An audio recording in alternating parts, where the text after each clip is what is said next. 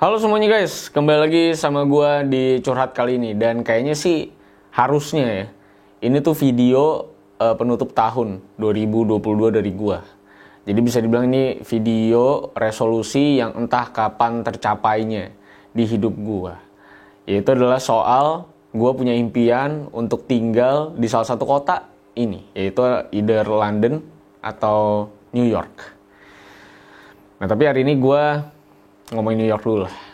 Jadi kita langsung aja mulai videonya soal gue ingin pindah ke New York. Let's begin the video guys. I lost myself. I waited still for a glimmer to arrive. Oke, jadi gue tuh beberapa waktu belakangan ini itu memang lagi sering-seringnya berfantasi ya untuk tinggal di London, Inggris, atau New York, Amerika Serikat. Nah, kenapa gue berpikiran kayak gitu? Karena entah kenapa, memang gue nonton film-film berbau London, macam film James Bond, Mission Impossible, Harry Potter sebenarnya juga nggak di Inggris ya, Snatch, dan lain-lain. Dan kalau misalnya soal New York, gue tuh demen banget ngelihat vibes-nya dari film-film macam Taxi Driver, Manhattan, dan berbagai film mafia-mafiaan Amerika zaman dulu. Ya, film-film itu setidaknya ngasih gue banyak gambaran soal seberapa meriahnya kota-kota tersebut, khususnya di beberapa hari perayaan yang mungkin relate sama gue, macam kayak Natal dan Tahun Baru. Makanya gue selalu punya mimpi untuk bisa jalan-jalan ke sana, ataupun secara radikal mungkin aja bisa tinggal di sana suatu saat nanti kalau duit gue banyak banget gitu ya. Nah, gue tahu kedua kota tersebut tuh gak lebih sempurna dan istimewa dibanding sama kota Jakarta yang jadi tempat tinggal dan bertumbuh gue selama ini. Tapi entah kenapa dua kota ini tuh jadi sebuah kota yang bener-bener ngerepresentasiin mood gue aja. Lu bisa jalan-jalan kemana-mana aja, kayaknya cukup gampang gitu ya. Tempat perbelanjaannya tuh deket banget dan relate banget sama preferensi gue yang emang suka banget sama concrete jungle, terus sama toko-toko gitu. Dan berbagai hal yang memang gue demen aja secara pop culture-nya. Dan sambil mengawang-awang mimpi tersebut dan berharap suatu saat bisa kejadian atau bahkan mungkin bisa beli tempat tinggal di sana dan pindah ke sana, mungkin ya kerjanya jualan hotdog mungkin di sana. Nah, intinya gue iseng-iseng beberapa bulan lalu ngecek soal bagaimana kondisi rent atau penyewaan tempat tinggal di New York. Mungkin lu yang ikutin gue udah sempet tahu bahwa gue sempet update soal rent di New York udah beberapa bulan yang lalu. Dan ternyata hasilnya tuh mengejutkan, dan gue nyangkut di artikel milik New York Times dan juga The Guardian yang secara ngejutin gue, itu mereka bikin sebuah seri jurnalistik soal gimana gilanya kondisi housing di New York yang amat menyulitkan orang ataupun cenderung membuat para calon penyewa yang berencana untuk tinggal di New York atau tepatnya di daerah-daerah New York macam Bronx, Brooklyn, atau bahkan Manhattan, sang pusat kotanya, pusat kota New York, jadi pada sakit otak gitu calon penyewanya. Gara-gara pusingnya nyewa tempat di daerah New York pusat atau yang memang lo biasa lihat di film-film. Gue ngomongin New York di pinggir-pinggir ya karena itu gampang ya. Tapi yang di tengah-tengah nih gue lagi berbicara yang lo bangun lihat skyline gitu ya. Nah, pusat pembahasan yang gue temukan di kedua artikel yang gue baca sebenarnya tuh berputar di satu poros sebuah masalah, yaitu adalah masalah diskriminasi kepada para calon penyewanya. Salah satu ceritanya itu datang dari seorang bernama Claire dan Alan yang menemukan sebuah apartemen yang cocok banget sama preferensi mereka di New York dan lokasinya tepat. Dan kebetulan mereka ini adalah first buyer property di New York. Dan kebetulan properti yang mereka mau beli itu punya sistem co-op building. Nah, co-op building tuh apaan bang gitu ya. Nah, co-op building ini kalau gue riset secara sederhana gitu ya, dan memang gue juga baru nemu definisinya pas baca artikelnya, di mana memang co-op building ini tuh adalah sekumpulan orang yang punya properti di dalam gedung tersebut atau seperti punya unit di gedung tersebut. Dan dengan lu punya unit di sebuah apartemen atau punya saham di sana, berarti secara langsung lu adalah salah satu pemegang saham di properti tersebut. Imbanya sistem co-op ini adalah siapapun penyewa ataupun pembeli unit di dalam co-op building ini itu harus melalui persetujuan kumpulan pemegang saham ini atau para pemegang unit di gedung tersebut. Dan gilanya lagi, alasan lu sebagai pemegang saham untuk menolak ataupun menerima para calon penyewa ataupun calon pembeli baru itu nggak akan pernah dibuka ke orang terkait atau mereka yang mau nyewa ataupun mereka yang mau beli. Jadi para calon penyewa maupun pembeli yang ditolak itu nggak pernah tahu alasannya kenapa mereka ditolak oleh para pemegang saham dari co-op building ini. Jadi beda banget sama kita yang di Indonesia nih, yang kalau mau nyewa atau beli sebuah properti, ya tinggal hubungin developer ataupun ya hubungin penjualnya aja. Kalau misalnya harganya cocok, ketemuan, ya udah beli. Gampang sekali, bukan? Nah, beda sama nyewa atau beli properti di New York, yang ternyata tuh susah banget mekanismenya. Dan lanjut lagi ke ceritanya si Claire dan Ellen tadi, dia ini kan udah nemu apartemen yang pas banget untuk dia beli gitu ya. Terus dia itu diminta untuk melampirkan banyak hal, mulai dari laporan finansial lengkapnya, mulai dari mutasi bank lu selama beberapa bulan, terus laporan pajak lu lancar atau enggak, terus penghasilan dari pihak ketiga pun itu juga dihitung, alias semua penghasilan lu kudu dikasih lihat dan dibongkar abis-abisan sama orang yang punya gedung. Intinya, ini para pemegang saham co-op building ini harus tahu semua duit lu sampai ke receh-recehnya. Nah, selain itu, Claire sama Ellen itu juga kudu nulis soal kenapa mereka mau tinggal di apartemen tersebut. Dan gilanya, harus ngasih 12 surat yang berisikan referensi dari beberapa orang terdekat maupun teman-teman profesionalnya si Claire dan Ellen. Jadi lu bisa bayangin seberapa banyak orang yang kudu nulis surat buat bantuin lu untuk beli atau nyewa properti di New York. Gimana kalau gue yang datang dari Indonesia, yang nulis sokap gitu kan ya. Terus udah senyusah ini tuh prosesnya, sampai lu kudu bongkar semua harta lu ke orang lain gitu ya, which adalah pemilik gedung tersebut gitu ya. Tiba-tiba si Claire sama Ellen ini, itu setelah sebulan menunggu, tiba-tiba tuh dapat surat bahwa mereka ini ditolak oleh co-op board-nya, atau para pemegang saham atau unit di gedung tersebut. Dan sakit jiwanya, mereka juga nggak dikasih tahu alasannya kenapa mereka ditolak, seperti yang tadi gue bilang, memang tidak disclosure gitu ya. Tidak adanya alasan ini tentunya bikin si Claire sama si Ellen ini tentunya kan jadi pusing ya sebagai calon pembeli dan penyewa ini. Dimana mereka kan jadi nggak ngerti harus memperbaiki apa, dari sisi mana, supaya mereka bisa diterima aplikasinya di next aplikasi gitu kan. Nah, dugaan sementara mereka sih adalah adanya rasisme terhadap Ellen yang ternyata adalah blasteran Amerika Asia. Nah, dugaan Claire sama Ellen itu juga bisa dibilang nggak cuma dugaan liar doang. Tapi karena ada sebuah data yang tersedia di mana pada sebuah tuntutan yang dibawa di tahun 2010 atas tindakan rasisme co-op boards di Bronx, di wilayah Bronx, New York juga, yang menolak banyak orang ras kulit hitam atau bukan kulit putih yang sudah berlebihan. Di mana cuma ada 1% dari 1.100 unit apartemen co-op yang dimiliki oleh orang Afrika Amerika.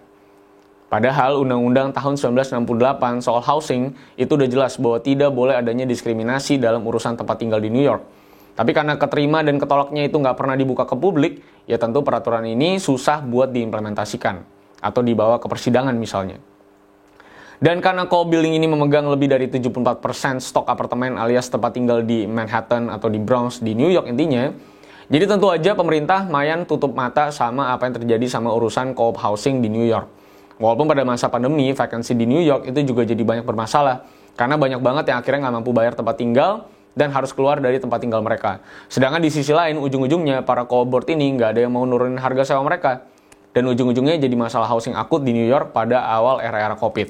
Sedangkan rent di New York aja, biaya sewanya tuh rata-rata udah dari $3.000 sampai belasan ribu dolar per bulannya. Bukan per tahun ya. Khususnya di Manhattan. Yang kalau buka kaca itu udah kayak orang kaya gitu, yang lu bisa lihat gedung-gedung tinggi yang pernah ditimpa sama King Kong di film King Kong.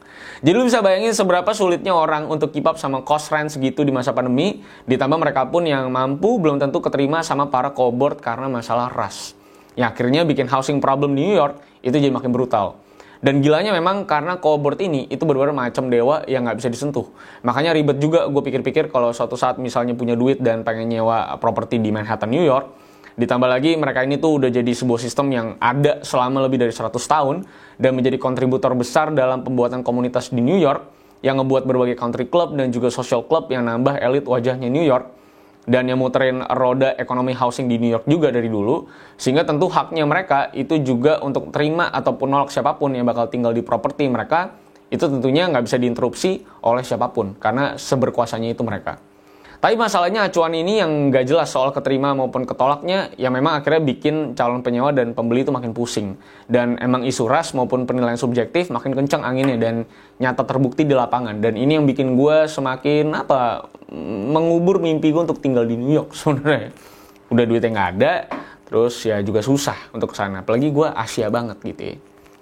Nah, Satello itu seorang profesor antropolog yang emang melakukan riset selama 12 tahun kepada 50 co-op building, itu juga menyatakan bahwa memang mayoritas penolakan yang terjadi itu basisnya bukan seberapa kayanya diri lu dan seberapa stabilnya pemasukan lu, tapi memang benar-benar berdasarkan ras lu.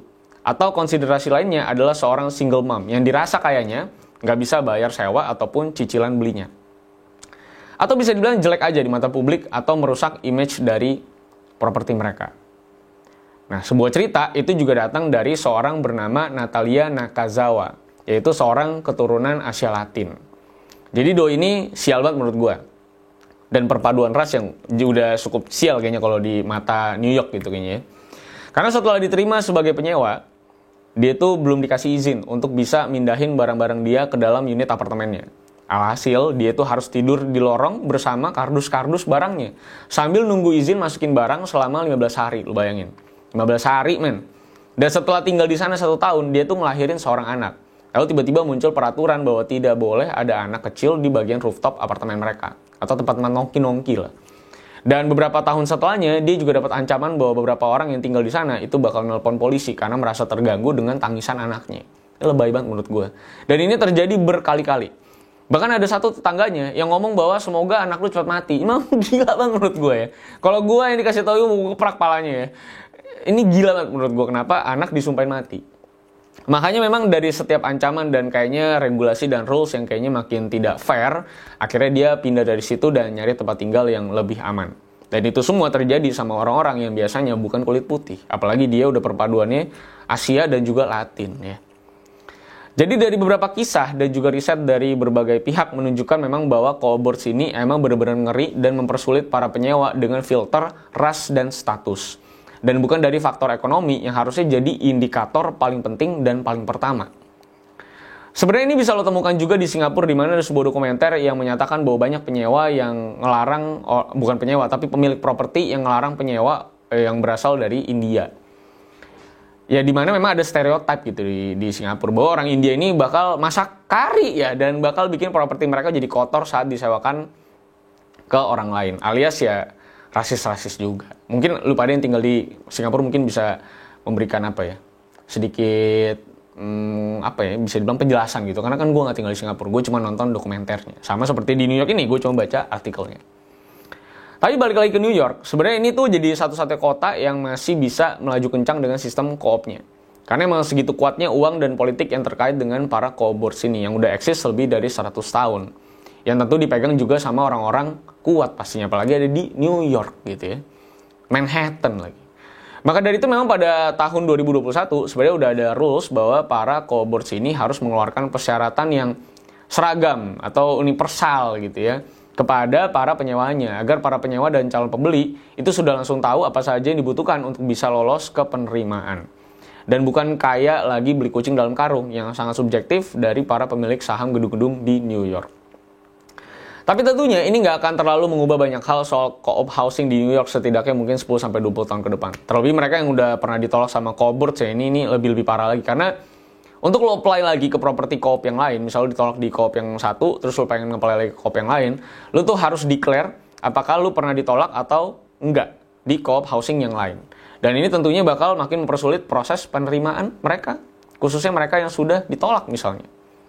Ditambah lagi co-op building ini, itu ngisi mayoritas properti di New York, khususnya di kota-kota besar ya, dan emang sengaja dijual-jualin dari tahun 1980-an kepada para pemegang saham atau co-op boards ini. Sehingga jelas banget bahwa sistem yang udah ada sekarang ini, anggapannya tuh kota New York itu utang budi sama para co-op boards yang udah ngebangun dan ngasih garansi dalam pengisian setiap apartemen yang dibangun selama lebih dari 100 tahun ini.